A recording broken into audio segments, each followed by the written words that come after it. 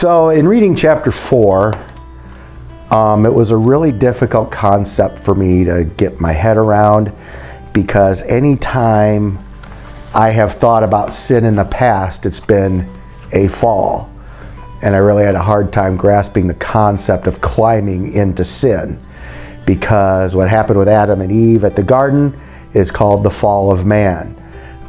There's an old adage that bad habits are like a comfortable bed, easy to fall into but hard to climb out of. So I've always thought of sin or bad habits as a fall. But so I tried to really read and understand what climbing out of sin could mean. And I think what it spoke to me is that any time that we are sinning, it really is us being selfish about what we want. Something that is more important than maybe the people around us, or even more important than our relationship with God, in which case we're essentially breaking the first commandment and setting up other gods before Him, which is sin. So anytime I want something that causes me to want that more than a relationship with God or being kind to other people, I am putting that, whatever it is, in place of that, and actually trying to elevate myself into a position that will make me happy or take the place of God in my life. As far as Luther's understanding of vocation, the true understanding, I mean, that puts us back into reality that whatever we are doing, we're doing for the Lord. Whatever our jobs may be, whether it is being that of a teacher or a manager at Caterpillar or a farmer or whatever, we are to do those as though we are doing them for God, because essentially we are, and using them as a witness to God and a praise to God for the ability to be able to do those things.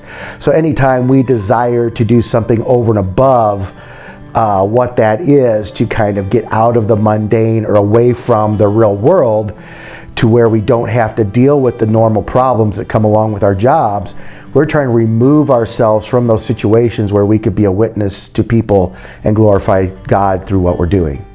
I was at a seminar once where a guy who was a retired principal told us that he did a time study of his job and found out that on average he was interrupted about every 7 minutes during the day.